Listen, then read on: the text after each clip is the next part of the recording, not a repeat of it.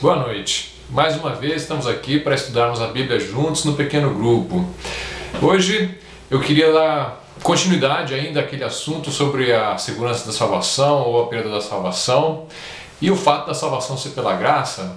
Esse assunto é bastante extenso, então sempre tem mais algum texto que precisa ser explicado, mais algum texto que as pessoas levantam, que causa dúvida nas pessoas. Claro, não vamos tratar todos os textos, mas tem um em específico que é muito importante, que não podemos deixar passar em branco.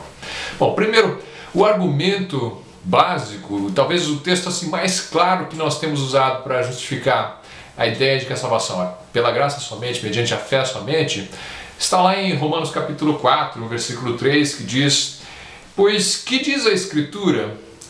Creu Abraão a Deus, e isso lhe foi imputado como justiça."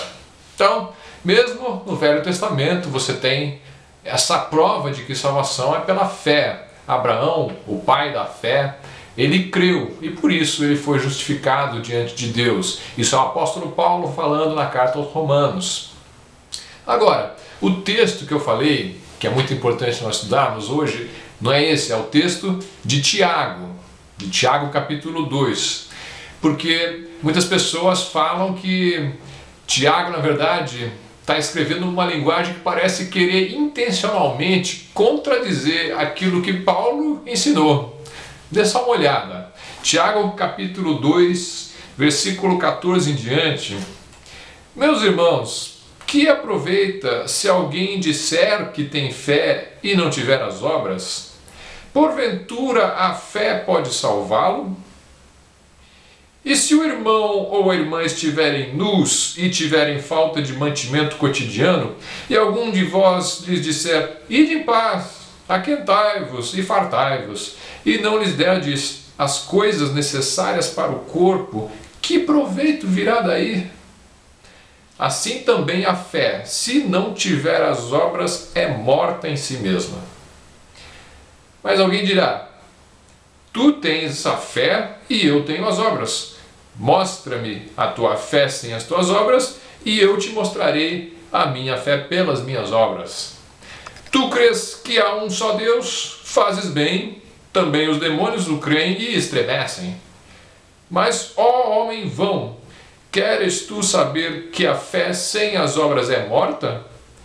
Porventura, o nosso pai Abraão não foi justificado pelas obras quando ofereceu sobre o altar o seu filho Isaque? Bem vês que a fé cooperou com as suas obras, e que pelas obras a fé foi aperfeiçoada." Então, Tiago aqui, ele usa o mesmo exemplo que Paulo usou para justificar a salvação pela fé. Agora, inclusive, o termo justificação é usado por Paulo, dizendo que Abraão foi justificado pela fé. E aqui Tiago, usando o mesmo exemplo de Abraão, diz que Abraão foi justificado pelas obras, porque ele obedeceu quando tinha que oferecer Isaque a Deus. Então,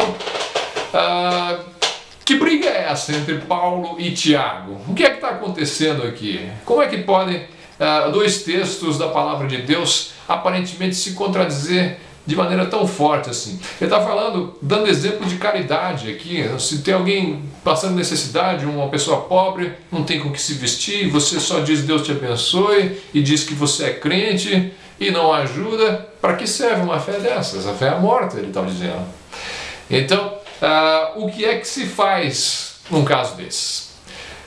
Bom, você tem três opções. Ou você fica com Tiago e joga fora Paulo, ou você fica com Paulo e joga fora Tiago, como alguns fizeram aí ao longo da história. E terceira opção, você reinterpreta Tiago. Você interpreta ele de uma maneira que não contradiga Paulo. Então, você não pode fazer isso simplesmente porque você não sabe o que fazer com a Bíblia. A sua interpretação da palavra de Deus tem que ser consistente, tem que ser autoconsistente. Ela tem que ter lógica, ela tem que respeitar o texto, mas ela tem que entender a palavra de Deus como um todo. Então, o que é que acontece? Uma das coisas que eu lembrei agora, um amigo meu, na verdade não é tão amigo assim, um conhecido que eu encontrei em certa ocasião, estava conversando com ele é grego e da igreja ortodoxa grega. E ele disse, com relação a essa doutrina da salvação, ele falou: bom, você tem que ler Paulo junto com Tiago. Você não pode ler só Paulo, tem que ter Paulo e Tiago. O que ele quis dizer com isso para ser salvo, não basta ter fé. Paulo ensinou que você tem que ter fé para ser salvo. Tiago enfatizou que não basta ter fé, tem que ter as obras também para ser salvo. Então aí você junta os dois e aí você vai caminhar para a salvação, se você tiver a fé e as obras. O problema disso é que Paulo, na verdade, ele não disse simplesmente que você precisa ter fé para ser salvo. Ele foi além. Ele disse para você não adicionar as obras ao evangelho da salvação. Veja lá como ele diz no capítulo 11 de Romanos, no versículo 6. Mas se é por graça, já não é pelas obras. De outra maneira, a graça já não é graça. Se porém é pelas obras, já não é mais graça. De outra maneira, a obra já não é obra. Quer dizer, se você diz que a salvação é pela graça, mediante a fé, você não pode adicionar mais uma condição, mas é pela graça, mas tem que ter obras também. É a mesma coisa que um supermercado vender uma televisão, anunciar que a televisão está de graça, e você vai lá comprar ou pegar a sua televisão, e quando chega no caixa eles falam: não, mas você tem que pagar R$100. Uma televisão alta definição, último modelo, mas você tem que pagar R$100. Ou R$10 que seja. Não, mas peraí, o anúncio disse que era de graça, eu quero minha televisão de graça. Não, mas veja bem, a televisão vale R$3.000, nós estamos dando por R$10 para você, é praticamente de graça.